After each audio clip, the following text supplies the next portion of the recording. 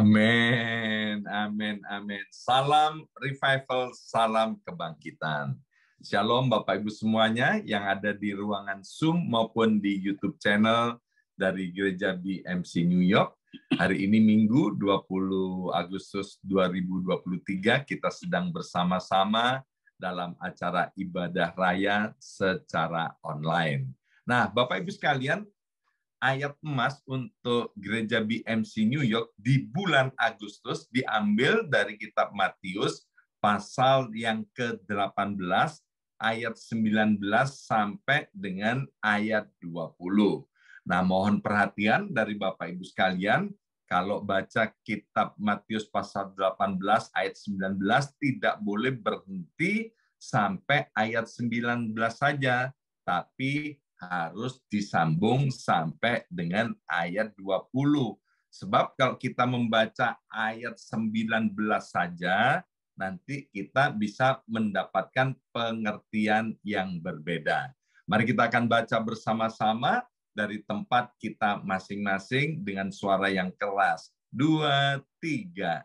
Juga aku berkata kepadamu, bahwa kalau 2 orang atau lebih di antara kalian bersehati meminta sesuatu dalam doa, maka hal itu akan dilakukan oleh Bapakku yang di sorga. Ayat yang ke-20, ya. Karena apabila 2 orang atau lebih dari antara kalian berkumpul dan berdoa dengan tujuan supaya aku dimuliakan, berarti aku juga berada di situ di antara kalian. Ya, Bapak Ibu sekalian, subtema untuk bulan Agustus adalah The Power of Unity. Ya, saya sudah sampaikan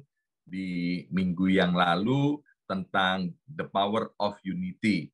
Bahwa unity itu kesatuan bukan nomor 1, bukan segala-galanya. Yang harus jadi nomor 1 itu adalah Tuhan. Bersama saya ucapkan Tuhan. 2, 3, Tuhan. Maka itu saya beri judul renungan pada hari ini adalah unity orang percaya. Ya, bersama saya ucapkan unity orang percaya. 2, 3, unity orang percaya.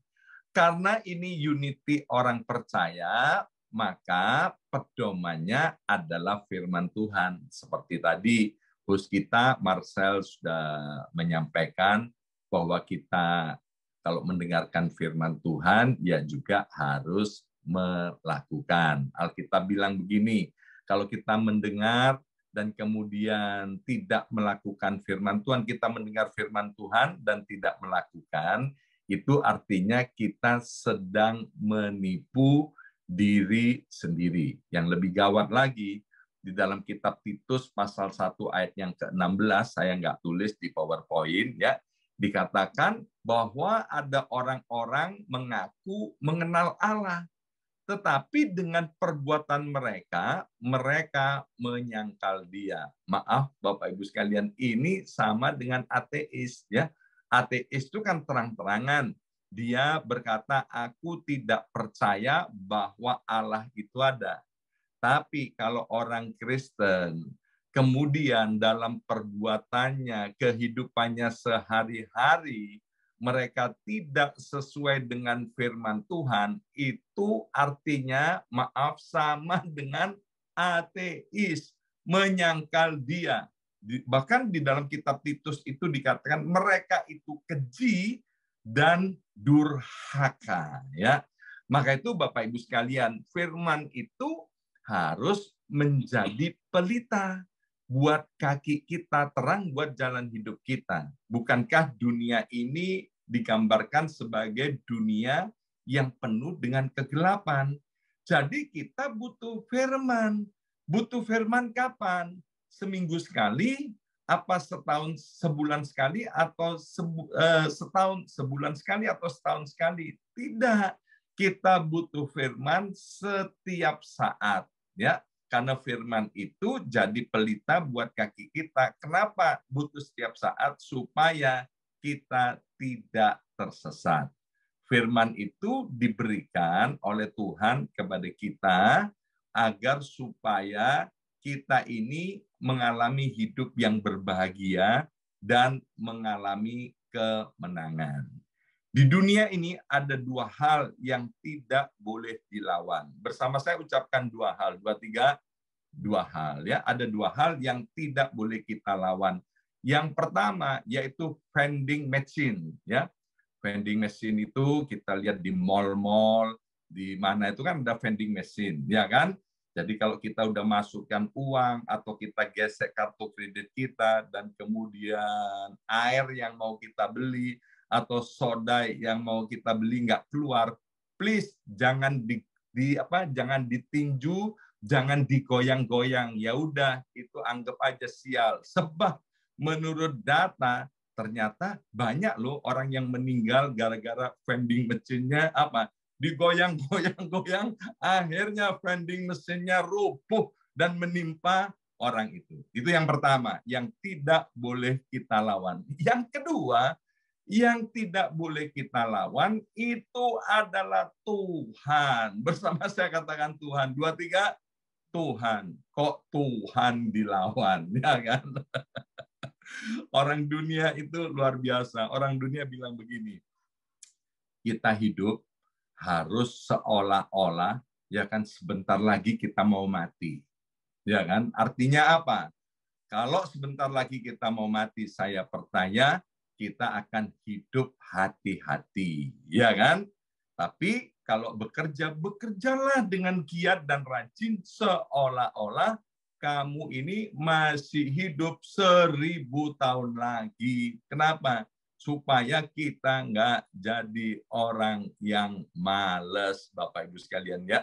Tidak seorang pun di antara kita itu tahu kapan hari kematian itu menjemput kita.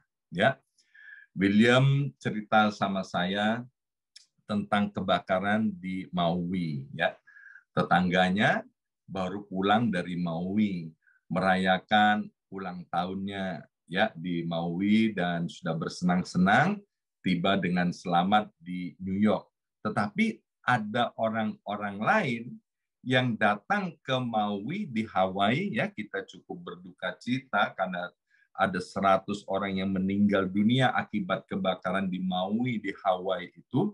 Ada orang-orang yang baru datang ke Maui untuk bersenang-senang, tapi kemudian musibah itu datang, ya. Dan maaf Bapak Ibu sekalian, untuk mati tidak harus tua. Untuk mati juga tidak harus kena kebakaran. Saya baru baca berita, ini ada keluarga Jepang sedang main-main di Pulau Bali, sedang bersenang-senang. Dan ayahnya kemudian meninggal dunia loh, waktu bersenang-senang di depan istri dan anak-anaknya. Maka itu Bapak Ibu sekalian, ayo Tuhan itu jangan dilawan. Ya, minggu lalu saya sudah sampaikan bahwa yang namanya kesatuan itu bukan nomor satu, tapi yang nomor satu itu adalah Tuhan. Kalau Tuhan nomor satu, maka kesatuan di antara orang percaya itu pasti terjadi. Maka itu tadi saya beri judul Unity Orang Percaya. Sebab kalau unity-nya orang tidak percaya, saya kasih tahu rahasia Bapak Ibu sekalian ya. Unity orang tidak percaya itu gampang Bapak Ibu sekalian, yaitu pakai duit. Ya kan? Pakai duit, ya kan? Itu unity terjadi. Kalau kita sering baca berita-berita di Indonesia, ya kan? Ada pasukan nasi bungkus, disuruh kumpul, nanti dikasih nasi bungkus, dikasih uang misalnya Rp50.000 atau Rp100.000. Wah, udah pada kumpul. Orang dunia bilang gini, ada uang abang sayang, tak ada uang abang ditendang. Itu dunia, ya kan? Dan ternyata itu juga terjadi di praktek kekristenan, Bapak Ibu sekalian. Karena ada uang, ya kan, gampang terjadinya kesatuan. Nah, kita nggak pakai cara-cara yang seperti itu. Saya sudah sampaikan bahwa unity itu harus dimulai dari dalam keluarga masing-masing, dari rumah tangga masing-masing. Kalau di dalam keluarga atau rumah tangga tidak bisa unity, maka maaf, unity yang ada di luar itu palsu, ya kan? Palsu. Lawong sama keluarga yang kelihatan itu yang hidup sama-sama jatuh bangun dalam suka dan duka, tidak bisa terjadi unity, apalagi dengan orang lain. Saya sudah sampaikan, itu kalau sampai terjadi unity di luaran, tapi di dalam rumah tidak terjadi unity, itu namanya pencitraan. Ya, maka itu jangan ada seorang pun di antara kita yang kemudian melakukan pencitraan. Nah, bicara soal unity, kan tema besar kita adalah revival. Mengapa unity itu begitu penting? Karena dalam Mazmur 133 saya sudah sampaikan bahwa Tuhan senang ketika anak-anaknya, ketika anak-anak Tuhan hidup dengan rukun, hidup bersama-sama dengan rukun. Nah, bagi kita ini yang udah menikah dan maaf yang sudah dikaruniai anak, ya, coba lihat, pikirkan ya, kalau anak kita nggak rukun, nggak akor katanya orang Surabaya, apakah kita sebagai orang tua senang? Puji Tuhan, anakku nggak akor. Enggak, ya kan, kita sebagai orang tua akan sedih, ya, sedih Bapak Ibu sekalian sebagai orang tua, lebih-lebih Bapak di sorga. Jelas-jelas ada firman-Nya supaya kita ini hidupnya rukun. Minggu lalu saya sudah sampaikan bahwa kesatuan, kerukunan di antara orang percaya selain harus dimulai dari dalam keluarga, tetapi kesatuan itu juga harus memuliakan nama Tuhan. Sebab kalau kesatuan itu dipakai untuk melawan firman Tuhan, kesatuan itu dipakai untuk memberontak, kesatuan itu dipakai untuk perbuatan dosa, itu bukanlah kesatuan yang dikehendaki oleh Tuhan. Kita ingat bagaimana di dalam kitab Kejadian, kemudian diporak-porandakanlah orang pada mula-mula dalam Kejadian 11, ketika mereka mau mendirikan menara Babel dan menjulang tinggi sampai ke langit. Kenapa? Karena kesatuan yang mereka bangun untuk memuaskan dagingnya, untuk memuaskan nafsunya, untuk memuaskan birahinya, untuk memuaskan egonya. Ya, Efesus pasal 4 ayat 3 dan ayat yang ke-6, Efesus pasal 4 ayat 3 dan ayat yang ke-6 bilang begini. Dan berusahalah memelihara kesatuan roh dalam ikatan damai sejahtera. Damai sejahtera nggak ada di dalam nama lain kecuali di dalam Yesus Tuhan. Ayat yang ke-6, satu Allah dan satu Bapa dari semua. Allah yang di atas semua dan melalui semua dan di dalam semua. Dari dua ayat ini, kita belajar bahwa ternyata unity di antara orang yang percaya itu bisa diusahakan. Karena apa? Karena Tuhan yang memberikan perintah supaya kita berusaha untuk memelihara kesatuan roh. Mengapa? Karena Tuhan kita sama, yaitu satu, dan Bapa kita sama, yaitu satu, yang namanya Yesus Kristus Tuhan. Jadi dari dua ayat ini kita belajar bahwa karena kesatuan itu bisa diusahakan, maka sekarang tinggal keputusan kita. Kita ini sebagai orang percaya mau nggak hidup di dalam unity, hidup di dalam kesatuan, hidup di dalam kerukunan yang memuliakan Tuhan. Kalau kita ya memilih, ingat bahwa pilihan kita akan menentukan masa depan kita. Jangan sampai salah pilih. Maka itu pilihlah untuk taat akan firman Tuhan, yaitu unity, karena kita ini orang percaya unity di dalam Yesus Kristus Tuhan. Ya, Sakaria pasal 2 ayat yang ke-8 berkata, sebab beginilah firman Tuhan semesta alam. Ya, nanti lengkapnya Bapak Ibu bisa baca di tempat masing-masing.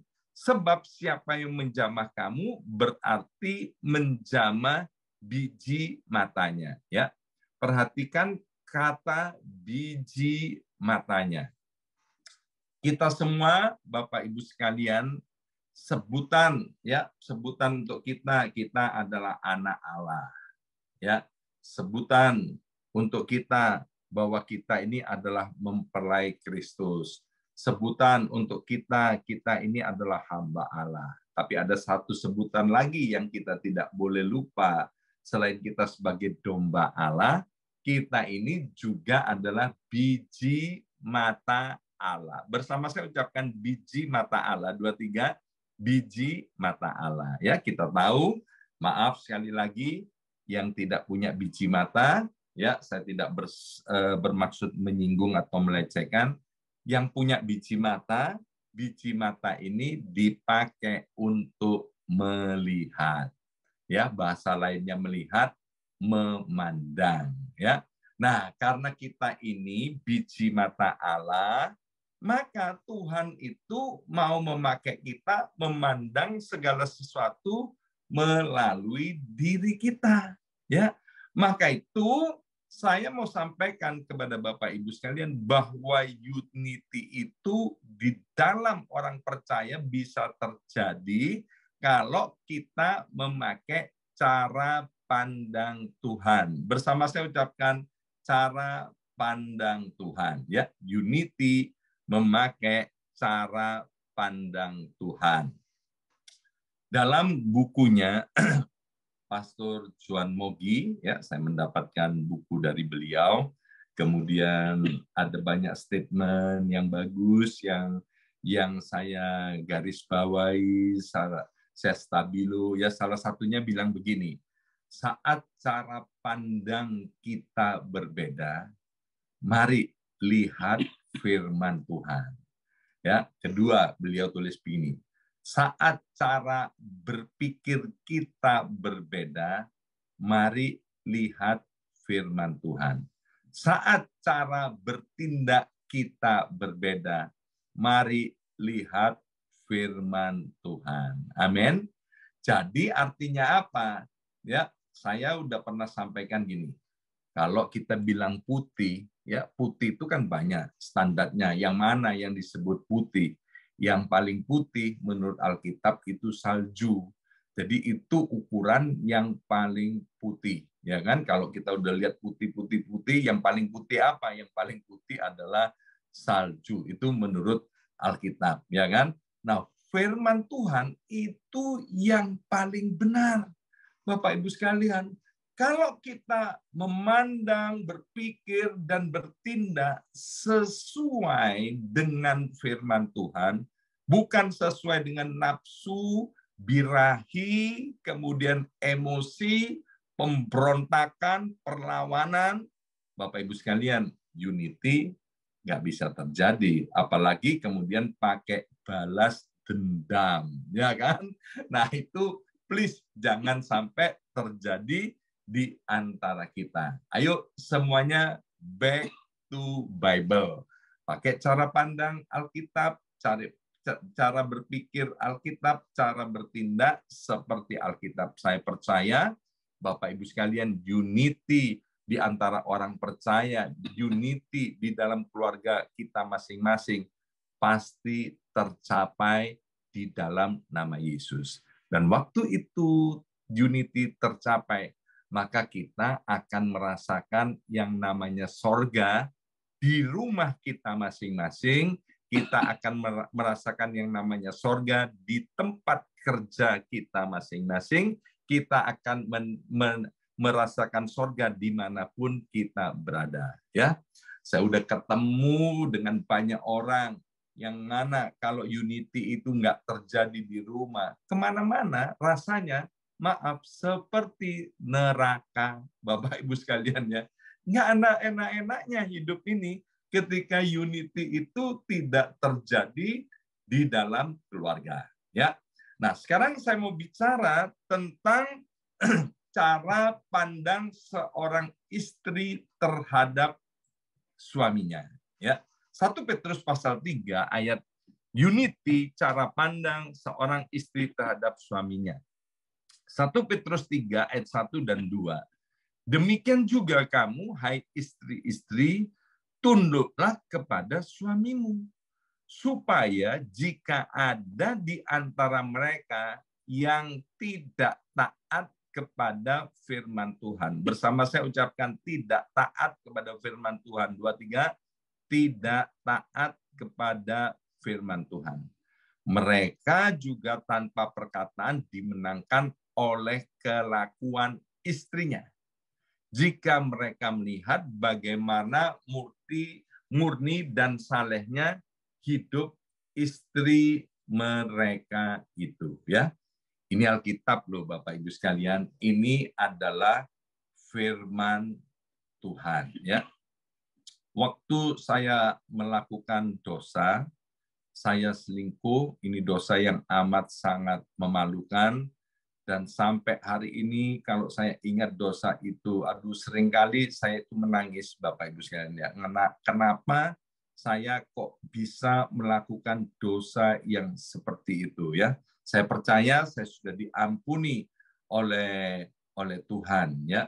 Semua dosa-dosa itu karena saya sudah mengakui dan meninggalkannya, dan saya bertobat, saya kembali kepada istri dan anak-anak saya kembali dengan penuh rasa penyesalan. Nah, saya mau sampaikan, waktu itu ketika saya berkhianat, Ibu Yongki itu marahnya luar biasa, ya. Bu Yongki sakit, kecewa, juga anak-anak ya sangat terluka dengan pengkhianatan yang dilakukan oleh bapaknya, ya, marah, ya, nggak bisa tidur, gelisah, sakit, benci, dendam, jijik, dan lain sebagainya. Tapi sampai satu kali, ya, Ibu Yongki memandang saya dengan cara pandang Kristus. Karena Bu Yongki ini kan biji mata Allah. Kita semua adalah biji mata Allah. Ya, ayat ini menjadi rema dalam hidup Ibu Yongki. Dikatakan tanpa perkataan, suami yang tidak taat pada firman Tuhan, suami yang tidak takut akan Tuhan itu dimenangkan oleh kelakuan istrinya. Ibu Yongki bangkit, dan dia kemudian dengan pertolongan Roh Kudus, dia melihat saya dari jijik, Bapak Ibu sekalian, kemudian jadi belas kasihan. Ya kan? Jadi kalau sebelumnya menangis penuh dengan derai air mata karena sedih, sekarang Bu Yongki menangis karena belas kasihan. Dia melihat saya sedang berjalan menuju neraka, menuju kepada kehancuran. Ya, dia pegang firman Tuhan ini dan dia hidup sungguh-sungguh di dalam Tuhan, dan kita tahu akibatnya kemudian keluarga kami dipulihkan, unity itu terjadi. Jadi pesan Tuhan kepada para istri di tempat ini, ayo pandang suamimu dengan cara pandang Tuhan. Pandang suamimu dengan cara pandang seperti firman Tuhan, seperti Tuhan sendiri memandang, ya. Jadi kalau kita ini para istri kemudian ngadepin suami yang model begitu, ya, kalau Tuhan sendiri yang menghadapinya, kira-kira ya kan Tuhan berbuat apa? Ya, Tuhan pasti berbuat 1 Petrus 3 ayat 1 sampai dengan ayat yang kedua. Itu namanya pakai cara pandang sorgawi, cara pandang Tuhan. Yang kedua, kita belajar cara pandang Tuhan bagi seorang suami terhadap istrinya, ya. Unity, cara pandang seorang suami terhadap istrinya. 1 Petrus ayat 3, ayat yang ke-7, 1 Petrus pasal 3 ayat yang ke-7 dikatakan, demikian juga kamu, hai suami-suami, hiduplah bijaksana dengan istrimu sebagai kaum yang lebih lemah. Para suami, kita harus tahu bahwa istri itu sudah distempel sama Tuhan adalah kaum yang lebih lemah. Maka itu para suami harus hidupnya bijaksana dengan istrinya masing-masing. Jangan petentang-petenteng, ya. Dikatakan hormatilah mereka sebagai teman pewaris dari kasih karunia, yaitu kehidupan, supaya doamu jangan terhalang. Ayat yang ke-7 ini powerful banget, Bapak Ibu sekalian. Ternyata kekuatan daripada seorang pria atau seorang suami terletak pada doanya. Maka itu iblis paling nggak suka kalau lihat suami berdoa. Maka itu kemudian diadulah ya suami dan istri, sehingga kemudian suami kasar kepada istrinya. Hidupnya nggak bijaksana, nggak mau hormat. Efesus 5 ayat 25 berkata, hai suami, kasihilah istrimu sebagaimana Kristus telah mengasihi jemaat dan telah menyerahkan dirinya baginya. Ya, buat para suami yang ada di tempat ini, firman Tuhan dengan jelas berkata bahwa kita harus hidup bijaksana, menghormati istri kita masing-masing, dan kita mengasihi istri kita masing-masing.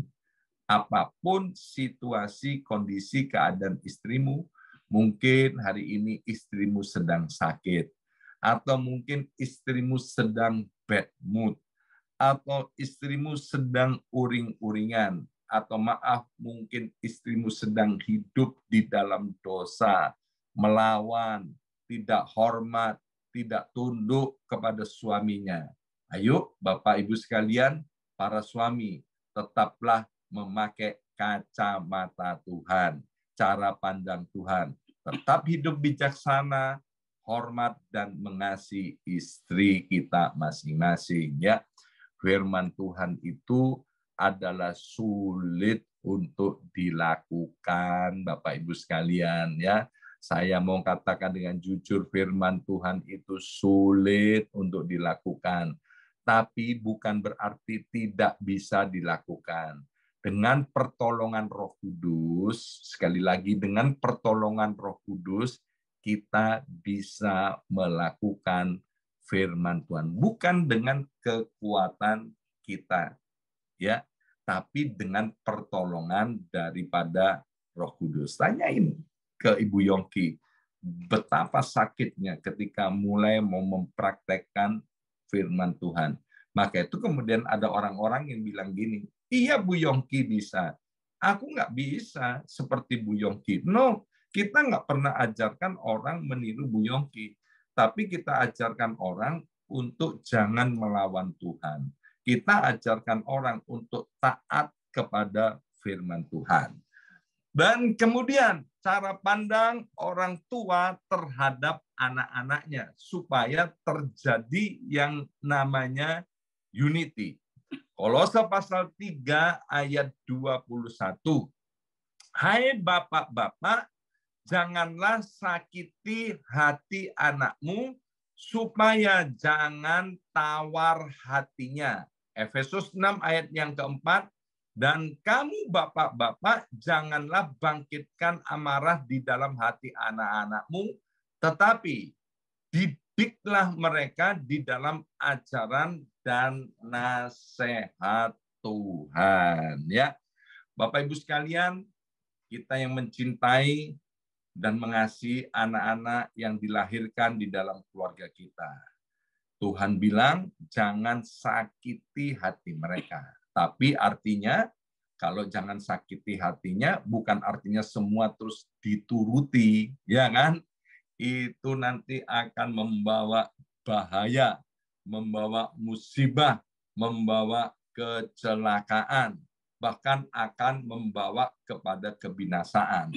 Kalau kita mengasihi anak-anak kita, kita harus didik anak-anak kita dengan tegas dan juga dengan lembut, dengan penuh kasih. Jangan tegas, tapi nggak ada kelembutan. Didiklah anak-anakmu untuk terus taat kepada firman Tuhan. Ya, please jaga mulut ini.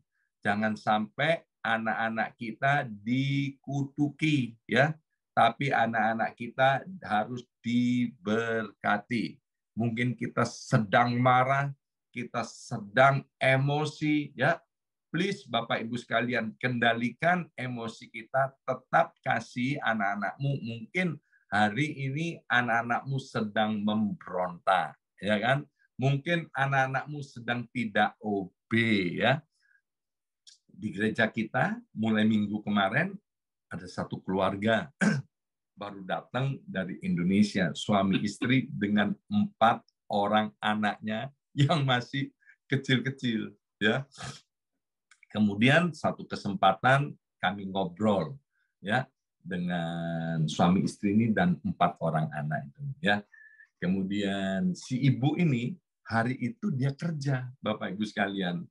Kemudian besoknya ketemu dengan saya dan istri, ya, dengan anak-anaknya, dengan suaminya. Dia bilang gini, Pak, tadi malam aku pulang kerja, ya, itu semua anak-anak 4-4-nya mijetin aku, Pak. Aduh, senang sekali, ya kan? Dan kemudian suaminya pijetin, ya kan? Iya, Mama ini capek banget, ya kan? Tolong Pak, beri nasihat kepada anak-anak saya. Saya bilang, anak-anak, ingat nih, ya kan, kamu ini dari mana berasal, ya. Hari ini kamu masih kecil-kecil, mungkin kamu belum jadi sesuatu, tapi nanti kalau kamu jadi sesuatu, please kamu tetap harus mencintai, menghormati orang tuamu, ya. Itu saya sampaikan di dalam bagaimana cara pandang anak terhadap orang tuanya, ya. Efesus 6 ayat yang pertama sampai dengan ayat yang ketiga. Hai anak-anak, taatilah orang tuamu di dalam Tuhan, karena haruslah demikian. Hormatilah ayahmu dan ibumu. Ini adalah suatu perintah yang penting. Coba, firman Tuhan nggak usah ditulis. Ini adalah perintah yang penting. Nggak ada firman Tuhan yang tidak penting. Tapi ini dikasih garis bawah. Hormatilah ayah ibumu. Taatilah orang tuamu. Ini adalah suatu perintah yang penting. Seperti yang nyata dari janji ini. Supaya kamu berbahagia dan panjang umurmu di bumi. Ya, kalau orang normal, Bapak Ibu sekalian, ya, mereka kepingin hidupnya berbahagia dan panjang umur, ya kan? Maka itu sebagai anak kita harus punya cara pandang Tuhan seperti itu kepada orang tuanya. Ingat, kita ini bukan manusia yang sempurna, tapi kita sedang menuju kepada kesempurnaan. Saya mau sampaikan kepada anak-anak, please, ya kan, siapkan di hatimu satu ruang untuk mengampuni kesalahan daripada papa mamamu, kesalahan daripada orang tuamu, ya. Kenapa ada anak-anak tidak bisa mengampuni papa mamanya? Maaf, karena hatinya sedang menyimpan kesalahan diri sendiri, sehingga jadi penuh, ya kan? Jadi penuh dengan kesalahan diri sendiri, sehingga ketika orang tuanya salah, dia nggak bisa ngampuni orang tua yang salah. Nah, anak-anak yang model begini, dia nggak ngerti firman Tuhan. Ya kan? Maaf, seperti kata Titus, itu sama saja dengan anak-anak ateis. Karena tidak melakukan firman Tuhan dalam hidupnya sehari-hari. Maka jangan mimpi anak yang begini, hari depannya itu akan berbahagia dan panjang umur. Ya, hari ini itu yang saya sampaikan, pentingnya unity, dan unity itu harus dimulai dari dalam keluarga masing-masing. Ya, dengan cara bagaimana? Dengan cara memandang segala sesuatunya pakai cara pandang Tuhan. Dan saya percaya ketika kita mau berusaha dan dengan kemauan yang kuat kita merindukan yang namanya unity, maka unity itu pasti terjadi dan kita bisa menikmati yang namanya sorga, dan hidup kita akan diberkati oleh Tuhan, karena Mazmur 133 ayat yang pertama sampai dengan ayat yang ketiga itu pasti kita alami. Dan sebentar kita akan masuk di dalam perjamuan kudus. Bapak Ibu sekalian, silakan siapkan roti dan anggur perjamuan kudus. Dan perjamuan kudus ini mengingatkan kembali kepada kita bahwa Tuhan ingin bersatu dengan kita. Dan maka itu Tuhan rela mati di atas kayu salib, ya, demi cinta dan kasih-Nya kepada kita. Kalau kita mengaku mencintai dan mengasihi Tuhan, mari Bapak Ibu sekalian, biarlah kita mau melakukan firman Tuhan. Karena bukti cinta kepada Tuhan itu adalah ketaatan akan firman Tuhan. Terima kasih Bapa, terima kasih Yesus, terima kasih Roh Kudus untuk kuasa salib Kristus, untuk tubuh dan darah Yesus ini. Terima kasih untuk firman yang sudah menjadi pelita buat kaki kami dan terang buat jalan hidup kami. Terima kasih Bapak, berkati setiap anak-anak-Mu yang sudah melayani dan mempersembahkan ibadah secara online. Online ini baik ibadah anak-anak maupun ibadah raya, sempurnakan pelayanan setiap kami percaya apa yang kami kerjakan dilihat oleh Tuhan dan tidak ada satupun pelayanan kami yang sia-sia. Mari saudara angkat kedua belah tangan kita, arahkan wajah kita ke sorga dan terimalah berkat dan rahmat dari Allah Bapa di dalam nama Yesus, dan persekutuan yang manis dengan Roh Kudus-Nya. Tuhan memberkati kita dengan berkat yang terbaik dari sorga berlimpah-limpah. Tuhan melindungi keluar masuk kita, bahkan Tuhan menyertai kita selama-lamanya, sehingga kita senantiasa dibuat beruntung dan berhasil. Yang percaya terima berkat ini dengan iman, dan dalam nama Yesus katakan amin 3 kali. Amin, amin, amin. Tuhan berkati semuanya.